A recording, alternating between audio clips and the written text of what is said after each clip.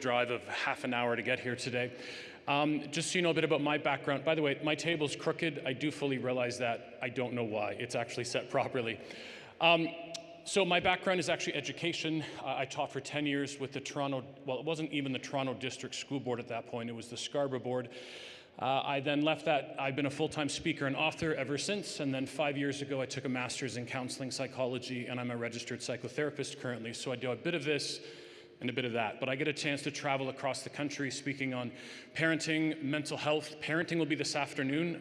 I know we kind of said it was going to be now, but that will be this afternoon. I have a talk on men, I have a new talk on marriage, and a talk on media technology, which is one I do quite a lot. I am married with 2 children. My wife's name is Dawn. She actually works just down the road from here. Markham is kind of her region. She's a pediatric home care case coordinator for Ontario Health at Home, if anyone knows that big, huge name. My daughter's currently in her first year of law school up at Lakehead, and my son Ben has just started his master's in counseling and wants to be either a child psychologist or a psychotherapist. But our favorite family member is actually Phoebe. Phoebe is just the best part of all of our days. So I have 40 minutes, and we could spend all day on this kind of conversation. I also say that mental health isn't just something that I speak on, it's actually been my own journey. It's why I'm sitting. I left teaching. I did a program called the Aero Leadership Program. I then did a Master's of Evangelism and Leadership at a school called Wheaton down in Chicago, speaking 300 speaking dates a year to pay for it while I'm married with 2 children. I graduated and I had a full and utter breakdown, which is ironic. I'm now a therapist who often has people coming in with breakdowns, but I didn't leave my house for 5 months. I didn't work for a year. And 13 years later, and 54 doctors and specialists later, I'm still unwell. And so Pope Francis once said, recovery is making a life despite limitations. And so I have the weirdest rider when I speak. Can I have a nice big chair to sit in? And for whatever reason, my body's a lot calmer. So we're going to look at this from a whole bunch of perspectives. I would just say this, the best thing you can bring into any aspect of your life is a well self. Into school, into relationships, into faith, into anything. So first and foremost, I want you to look through this through a lens of you today. 2, for the people we love and care about, our students, our staffs, our churches, our small groups, our families, the list goes on. And I do think something we do not talk about, but need to talk about more, is that there is a prevention conversation for mental health. I am not saying we can prevent everything, but often I think we actually might be able to. So as a Christian leader, as a speaker, I suddenly found myself trapped at home. My mind was calm, my body would have panic attacks. If you don't know a panic attack, it's like a grenade goes off in your body. And so people would come into my home and they'd sit across from me on a couch, and you can imagine what they said. I always just say it's kind of like Job's friends. Have you tried? The number one thing they said is, have you tried Jesus? And I would look back and say, what do you mean by that? And they're like, you know Jesus. And I'm like, yeah, I know Jesus. What do you mean by have I tried Jesus? Like it's a chocolate bar and I haven't taken a big enough bite. Every person would look a little stoic and look at me and go, isn't that what I'm supposed to say to you? And I would say, I don't know. And they would leave. And to be honest, I would usually cry. One thing I've learned is, as I've begun sharing my journey, is that I'm talking probably 10,000 or more people have told me this in 13 years. The church has hurt me more than it's helped me. I would put forth we need a new paradigm on how we view mental health and mental illness in our church world. And I'm not saying these are big things either. They're little changes that we can make that offer people a safe space to journey through whatever they're going through. The next person would come in and sit down and say, have you tried vitamin D? Now, Jesus and vitamin D are very different things, both very important. And the next would say, have you tried running? And I would say, I haven't left my house in 5 months. And they're like, but have you tried running? I call this whack-a-mole. You ever been to Wonderland or a county fair when like a 10-year-old boy, the little mole pops out of the thing and the kid just pounds it down? For many of us, it takes everything in us just to come to a conference like this, to go to your classroom, to do anything, and then often I kind of feel like I've been whack-a-moled. Here's our short outline. I want to talk about some definitions. I want to give us some practical, pragmatic first steps of what to do. I want to talk about our faith and how it plays a role. I just added in this morning something I don't often talk about, but it's how to make your church a safe space, and we're going to kind of say almost how can we make our schools a safe place as well, and some practical application, and we're done. I fully realize I speak a lot, I speak quickly. Everything that I do, you can find 50 versions of this talk on YouTube. I have take pictures of anything that you want. I do have a Google Doc, a take-home for this talk with all kinds of things. My website has 1,600 links on it, the best sermons and TED Talks and books and quotes. So I know I'm speaking for a quick amount of time, but there's lots of content for later. And every book I suggest, if you go to my website, just my name, brettullman.com, all my socials are at the top, but right in the middle is a little Amazon A. And if you click on that, it's my book list. I've read every book I suggest you read, but there's an entire huge section on mental health. One of them I really appreciate is Stephen Grekvich, who once says, "Herein lies one of the most pervasive misunderstanding regarding mental illness. It's that God spares this kind of pain and suffering from those with deep and abiding faith." I am not unwell because I don't have a deep and abiding faith in Jesus, but yet I am unwell. There's interesting tensions that I think we need to get better at as the church. If we don't understand mental illness, we don't understand how it affects our kids coming into class, how it affects their parents, how it affects you and EAs and child youth workers and admin, and just the list goes on. We don't realize how it affects people. Now, we use terminologies like mental health, mental illness. We use them as the same. When I said I struggle with mental health, none of you would probably say, oh, he has seasonal affective disorder, by the way, which started this week. Anyone find this week a little hard?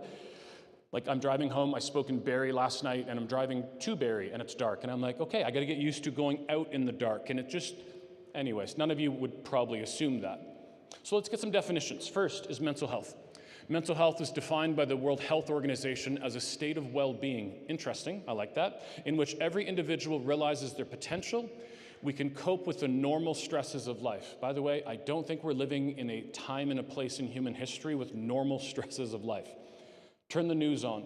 Wars and pain and destruction and interest rates and high rents and mortgage, we're not living in normal kind of times.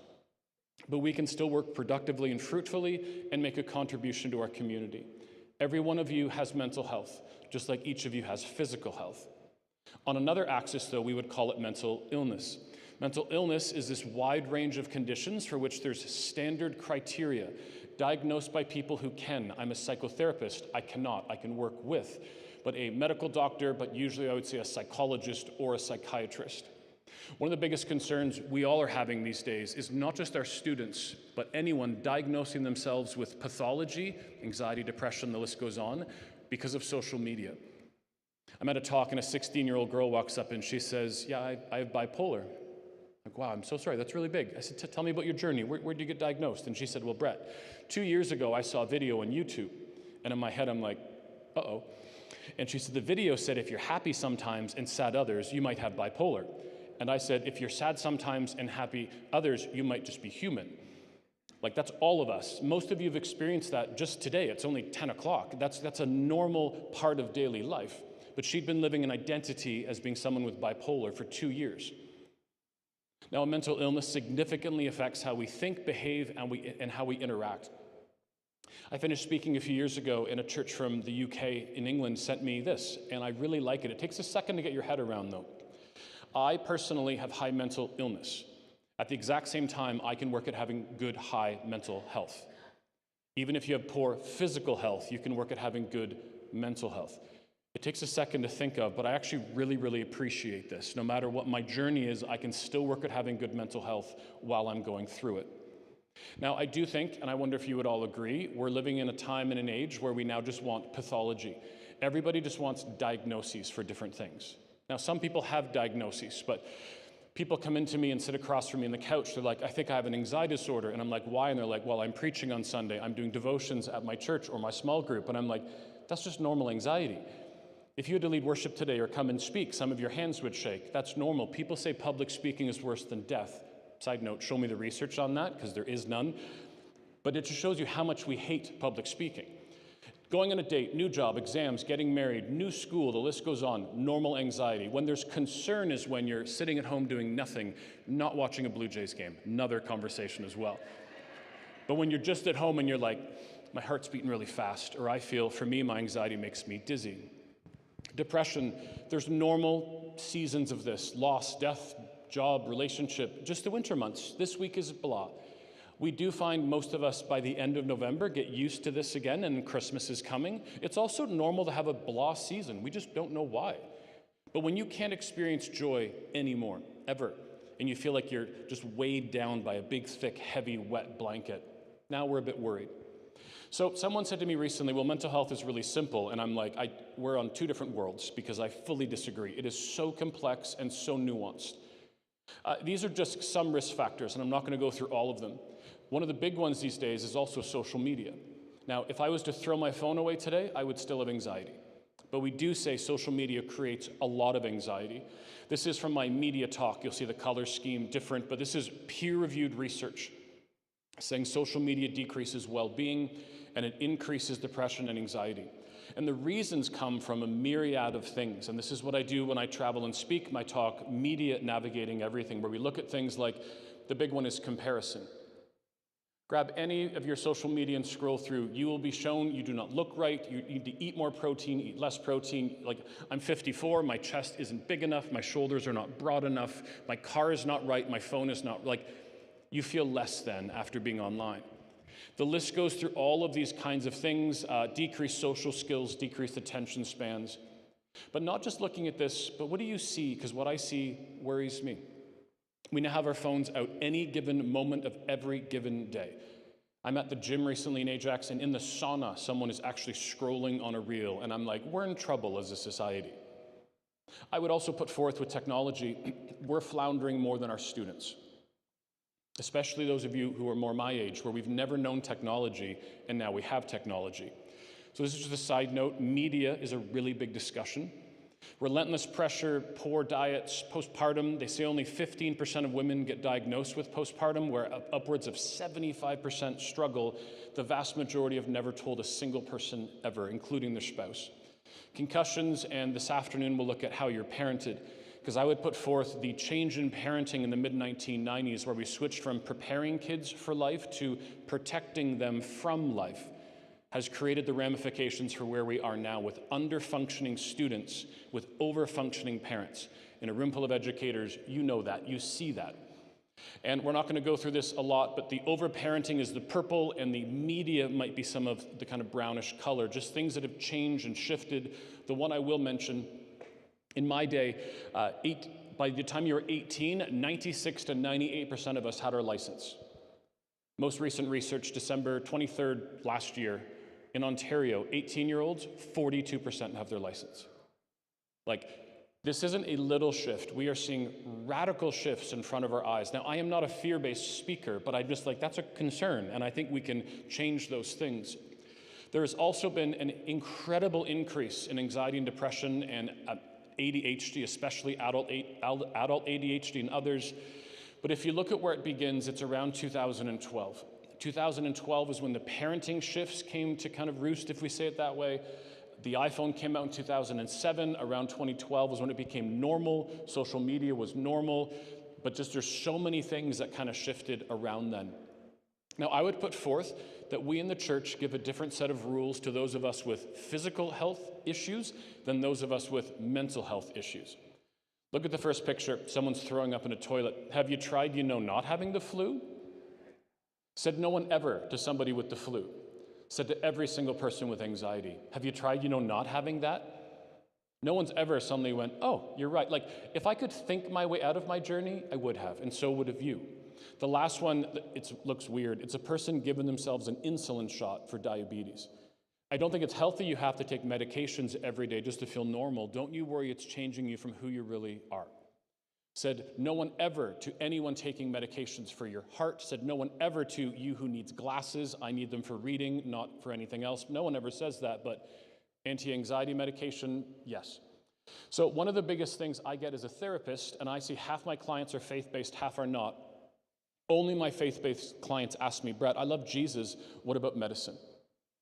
I do think as a therapist, my clients who have faith come in with a whole different layer of kind of baggage and other things. Why is God doing this to me and many other things?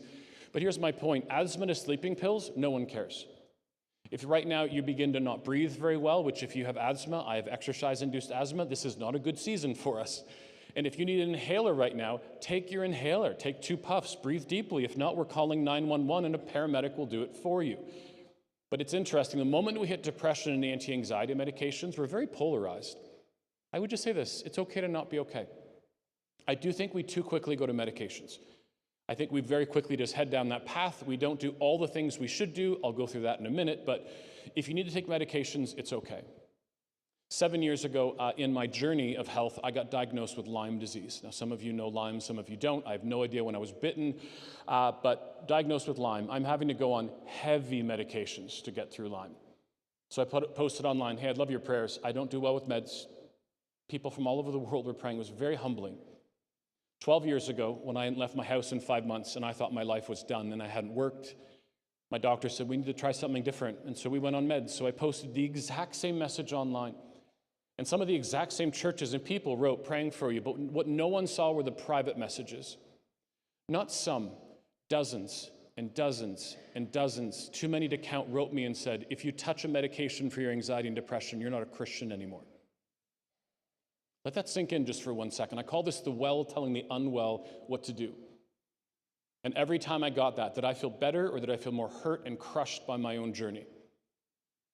I also think we don't even know the basic tenets of Christian faith at some point. Like, we believe in the Trinity and the resurrection. It's not like, and not taking meds. Like, that is so far down the list of the minors. But here's what I see in society now. Well, if you don't believe the minors, how could you ever believe the majors? And we make the minors more important than they are. But if you need meds, it's okay. I've had people burst into tears and weep in the office because they're like, you're the first person who's ever said it's okay to not be okay. There's also some new science. Inagene.com will actually do a DNA test on you and then give you a green light, yellow light, red light for medications. I believe this is the future of individualized medicine. It's beginning, and this is quite a great site. So how do you know if the people you know and love are struggling or not? Well, I'm going to give you a whole list. I'm just going to go through this really, really quickly. Eating and sleeping patterns, isolation, mood changes, can't function, for sure that one, apathy, loss of desire to do things. By the way, if you teach high school students begin dropping off things roughly grade 10. My son was a AA baseball player, wanted to go work on staff at a camp called Minneoe, and I'm like, yeah, that's okay. Kids drop out of things before kind of usually around grade 12. They get tired of 2 practices and 3 games a week and whatever else it might be.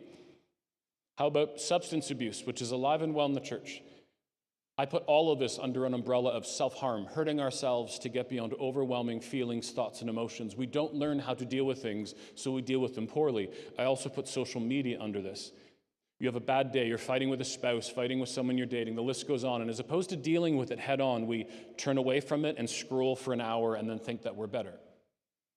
How we speak about others and ourselves, a sudden drop in grades, but here's the biggest, no signs at all. I cannot look around the room and say, okay, you're good, you're not, you're good. Like I struggle and you do, in here, and then there's a mind-body connection in here.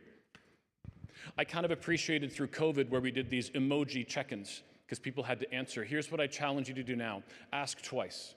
Hey, how you doing? Good, good. How you really doing? It changes. One is like pleasantries, and then we get into the realness. And this is where we become, again, what the church has to offer that's so amazing is people. So first steps, what do we do? Because right now, wishful thinking and avoidance are the 2 first things, and that doesn't go very far. And a million roads in a million directions does not go very far. By the way, vitamin D is good, and Jesus is good, and running is good. I love body, mind, and soul. I could spend all day talking about how I got here, but I love this.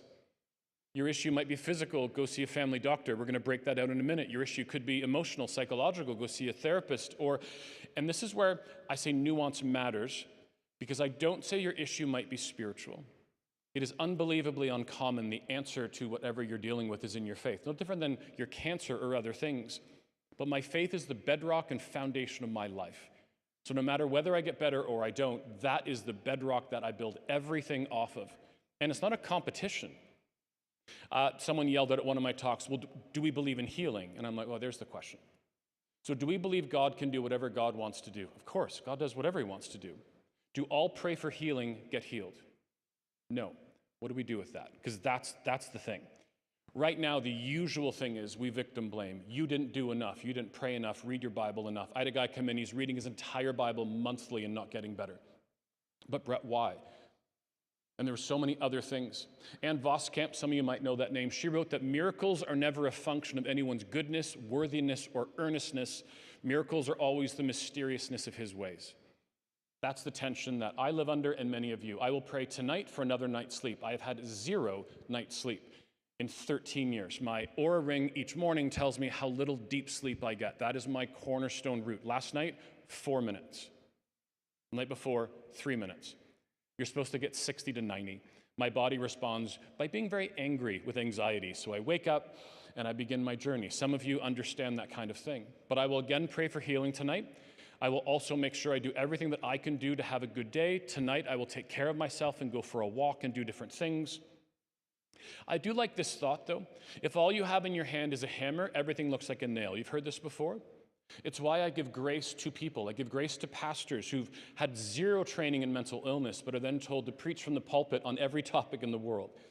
I give grace to medical doctors who come up to me after my talks and say, in my entire medical school, I had 1 class on mental illness, so they know medications. We just need a more holistic view. I kind of view it this way. Your faith is the toolbox. I want you to have the biggest toolbox humanly possible, so grow your faith. In the toolbox, we're going to put what goes in toolboxes, tools. And from a faith lens, we put all these things in, creating a really big toolbox with a whole bunch of tools. No matter your upbringing, no matter anything, this is a great way to go. Body, mind, and soul. I'm at a talk and a woman yells out during Q&A, like, do Christians have less struggles with mental health? And I'm like, no. Then I did the research and I was wrong, but it's not from what you think. It's not someone comes into Christian faith, meets Jesus, and they're better. They actually said it's because of our religiosity. Now, many of us would say, Brett, we're Christians, we don't believe in religion. If you come from an orthodox paradigm, you would challenge that heavily, so I just acknowledge that. But religiosity is what we do as Christians. We go to church, we have small group, we are together on a Sunday morning. I watch everyone come in and hug and have coffee and enjoy. Like, the community is so powerful. That we sing. What does singing do? It calms the vagus nerve. What is praying? It's mindfulness, it's being calm. And with the things we do have incredible effects. So body, mind, and soul, there's all kinds of things that we need to do. The big 3, exercise, sleep, and food. Exercise is medicine, sleep is medicine, food is medicine, and as a side note, medicine is also medicine. Exercise, bar none, is the most peer-reviewed research thing that's protective and helpful in mental health. And I would just say, what are you doing? Are you walking? Are you swimming? Are you biking? I walk almost every day if I can, and especially if I can with my wife. Or my kids. There's just something soulful about being in nature. Sleep is one of, I'm writing a new book right now called Control the Controllables, and this is where we start. Anybody watch the Blue Jays game till 3 a.m. and then try to have a morning time with Jesus 3 hours later? Sleep is the foundation of things. And then food is often the culprit or the cure. They took grade 4 kids with anxiety. All they did was increase their diversity of foods. Never heard the word diversity with foods before. All it means is different colors of vegetables and fruits and other things. When I have salad now, I want to have not just green peppers, but red peppers and orange peppers. It's different things. 40% reduction in anxiety. 40% is not little. It is a staggering conversation. So before we do meds, we exercise, we sleep, we do food, and as the quote goes, for anything great to happen, there needs to be a long obedience in the same direction. Right? This isn't a rinse, wash, and repeat. While we're doing this, we gain perspective. We sit with someone to get some support for us, our family, our friends. For me, I was also trying to figure out how do I help my wife in these issues. And at the very end there, I say, have fun. Make sure we're having fun in life. Fun is good. Fun is protective. It's just a great thing. And if you're like, oh, Brett, psychology and science, yes. Lifeway Research is a faith-based organization that challenges and looks at these kinds of things. And we can look at the debates of do we agree, do we not agree, and walk through these things. And the base of my life, my faith. And I just kind of put a line through spiritual disciplines. We read, we pray, we fast, we study, we give, we volunteer, the list goes on. And we build our faith. When I'm in a public environment, I can't use this. And so I kind of use the other things. And so well-being and purpose and volunteering. I said I'm going to go home and walk tonight. I'm actually tonight going to the Refuge. Some of you, if you live out east, the Refuge is a shelter for teenagers experiencing homelessness. And so twice a week, I'm at a church called Sanctus. Twice a month, my wife and I go and serve dinner to homeless teens. It's my 3rd day speaking in a row and my 3rd day counseling in a row. I will be tired tonight. I will not be after handing a 15-year-old a plate of lasagna. There is something about giving back that is very just great no matter how you're feeling. Mindfulness is just breathing. The spoons analogy is make sure you give, like if you only have so much energy for that day, give it to what is needed, right? To school, to family, to those things. So how does our faith play a role in this? And this is a very quick kind of conversation. I would just say this: do we trust God is who he says he is? If I never get better, and now please don't say I'm speaking something over myself, I'm just talking. I've been unwell for 13 years. I don't believe I'm ever getting better. And I'm okay with that. But if I get better tomorrow, God is still God. And if I never get better, God is still God. We need a better theology of suffering. I struggled a lot with how I got here. I read a book by Richard Winter called When Life Goes Dark. He says there's 3 big things we have to address and 2 things you just need to actually say, because we don't often. Number 1, he says, well, it's basically Genesis 3. We are caught up in a fallen world and we are deeply affected by it. Number 2, we live with the effects of others' sins.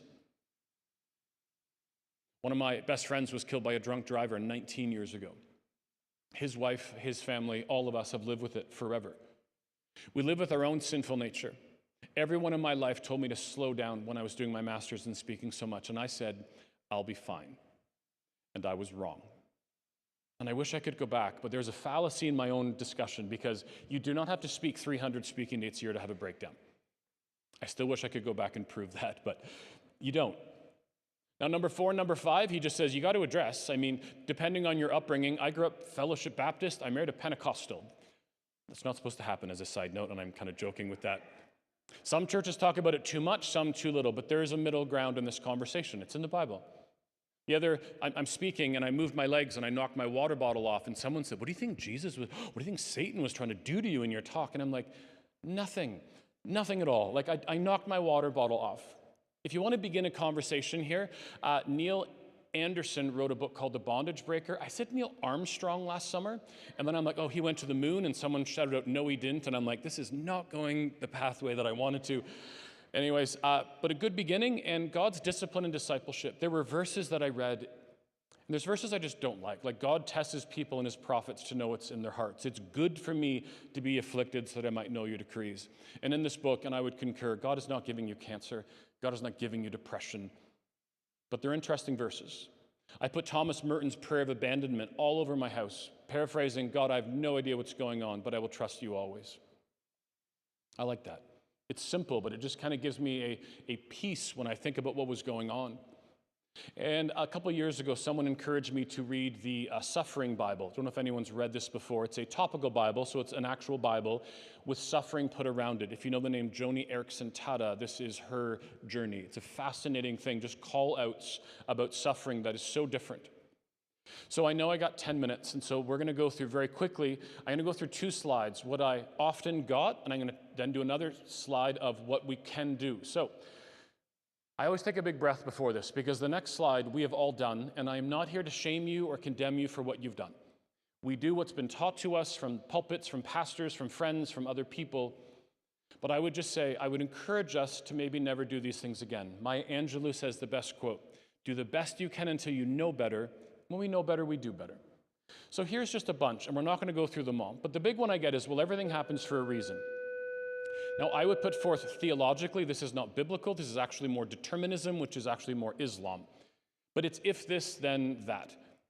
So even if you believe in this, just picture you telling someone, the people who would come into my house and say, everything happens for a reason, and I would say, what reason? And they're like, I don't know. And then they would leave. And how do you think I would feel in that moment? I would then pray, God, what is the reason that my life has collapsed? What is the reason I'm not a father anymore or a husband? And in those moments, I did not feel good. Don't be anxious about anything. By the way, that's not clinical anxiety. That's more the word worry, and some of you are just worriers naturally. We can work on this, but it's not like you just say this verse and it's gone. Down a few. If you need any help, let me know. Amy Simpson says that mental illness is a non-casserole illness. We don't do the food trains for mental illness. We do if you break your arm and you get a knee replacement. God won't give you more than you can handle. It's not in the Bible. God won't tempt you more than you can handle is in the Bible. The Bible is filled with people. Paul in 2 Corinthians, him and his companions were so utterly burdened beyond their strength that they despaired of life itself. Paraphrase, they had way more than they could handle, and they leaned back on God. I'm not going to go through all of these. I'll say the last one there. Well, at least, someone said to me last summer, well, at least you don't have terminal cancer. I said to my wife, it took me 2 weeks to break out of that because I thought I was doing much better. And then someone said, well, at least you don't have terminal cancer. And I suddenly were like, I guess I'm not doing as well as I thought. Here's what you can do. How are you today? Say I'm praying for you, but actually do it. It's like if you and I say, let's do lunch. If we're not doing lunch, if we don't book it, we're not doing it. Like, take their phone number, put it in your Bible if it's a physical thing, whatever it is. Say something, though. Say anything. Give them a hug. Maybe make sure you all know you have your people you can hug, who they are and who they're not. Hug people you know you can hug. And let's go to the bottom one. You're looking at shawarma going, shawarma's healing? Darkest day of my life, I was handed through my door a bag from my favorite shawarma place in the world. It's called Pita Delights in Ajax. If you've never been, they're Arab Christians from Nazareth. When I walk through the door, they call me Brother Brett, and I'm just like, I just feel at home. They passed me through a little bag, and I sat on the floor, and I'm just like, there's something about food. 2 Corinthians, who comforts us in all our troubles. Why? So that we can comfort those in any trouble with the comfort we ourselves receive from God. Some thoughts. Please advocate for each other, especially in the education realm. We can stand up for kids, we can stand up for other teachers and EAs and child youth workers and all the different people who help make up our schools. Dr. Dan Siegel, by the way, we slam the algorithms by following people, good people, so that when you're online, you are brought great content. Dr. Dan Siegel, follow him. We need to help children, and I would say everyone, understand that the clouds of their emotions can and will roll on by. And if one door isn't working, choose another. One medication, one doctor, one anything. Bruce Coburn, some of you might remember that name from years ago, once sang, to kick at the darkness till it bleeds daylight. This is a fight, but do you know what I see as I travel? Often nothing. Just apathy and waiting. During war, Winston Churchill once said, never, never give up. As a side note, many are students, many of them won't talk to their parents. They don't have the relationship. We'll talk about that this afternoon, but you become the second people. People in education and then clergy, pastors and other leaders. We become the people who need to know what to do. What can we do? When do we hand off to others? So I want to very quickly go through this, but this is just some practical application. And this is about church, but you can change it to your school, or you can think about it from your own church kind of congregation. Number one, we talk about it from the pulpit. We talk about it in front of the school, that we address these things. It's okay to not be okay. We as staff and volunteers and others get educated. There's groups like Living Works. I'm assuming some of you have taken mental health first aid, which is fantastic. Others of you might have gone through things like Sanctuary Mental Health, which is a group out of Vancouver. Really, really great small group series and other things. But this is where we begin to educate ourselves and others on what we can do in this. So now we've talked about it. We've got some education. Now we do some walkthroughs.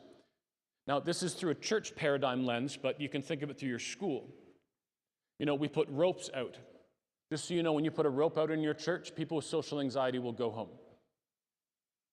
I know that because I left my own church dozens of times. And it's not because I deserve to sit there. It's because if I can't sit there, I don't think I'm going to be able to handle it. So this is why when I'm in an audience, I don't care if you all come to the front. Be at the back, be in the corner. It doesn't matter. I'm glad you're here.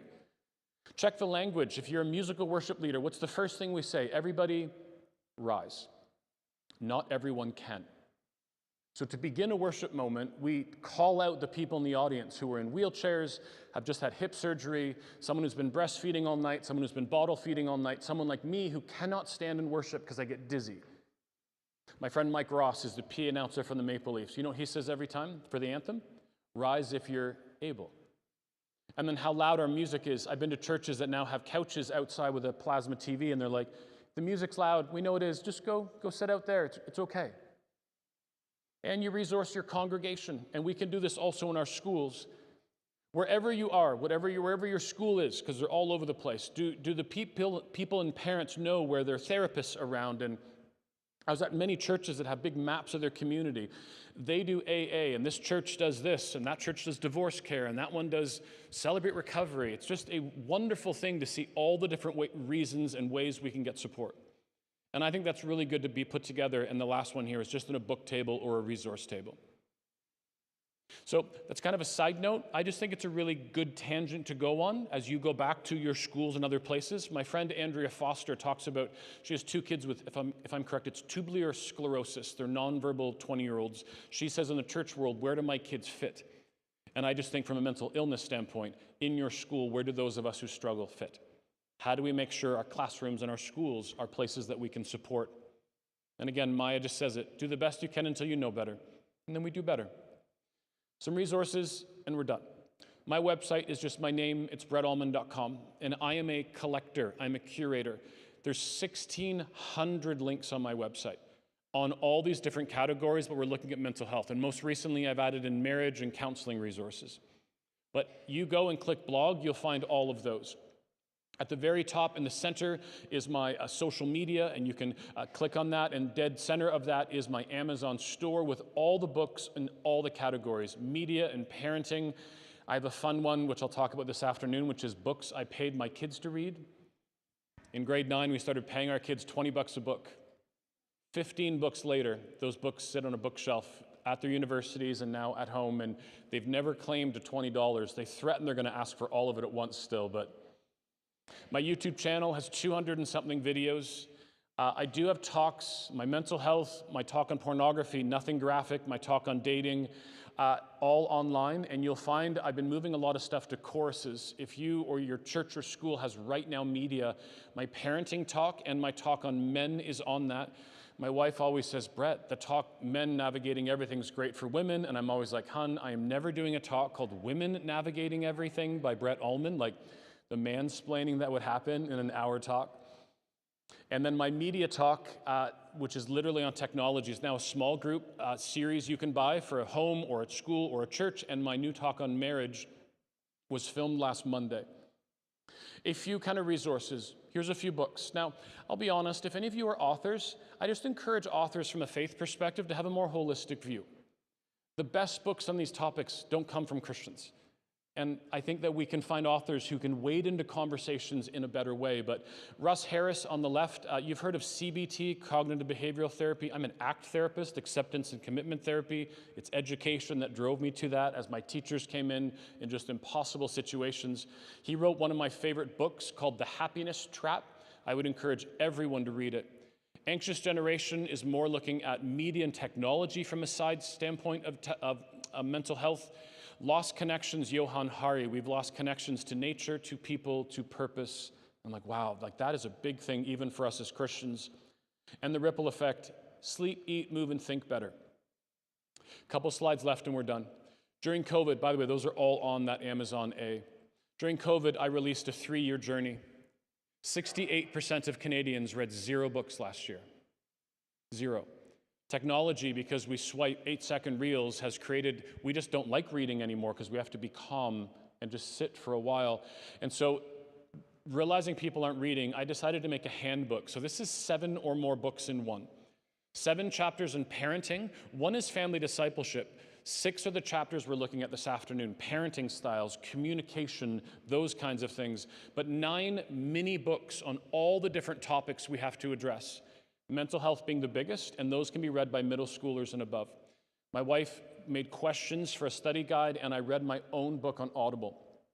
I am angry because it's 23 3/4 hours long. If I just talked a little slower, I could say it's 1 day, but I can't. In closing, first off, thank you for coming. I know there's lots of great sessions you could have gone to. I do recognize I talk quickly, but I love great courage with great care.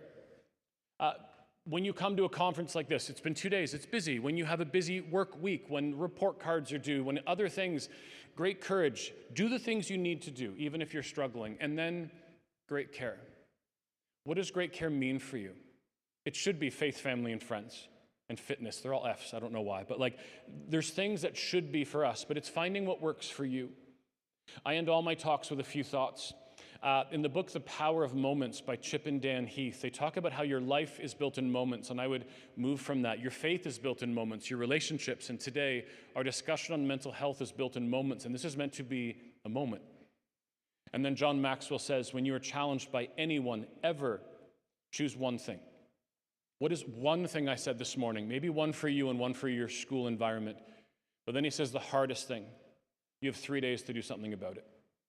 Today is Friday. By Monday night, if you haven't made a single change in anything I've said or any of the speakers and breakouts, whoever, for this entire conference, statistically, you never will.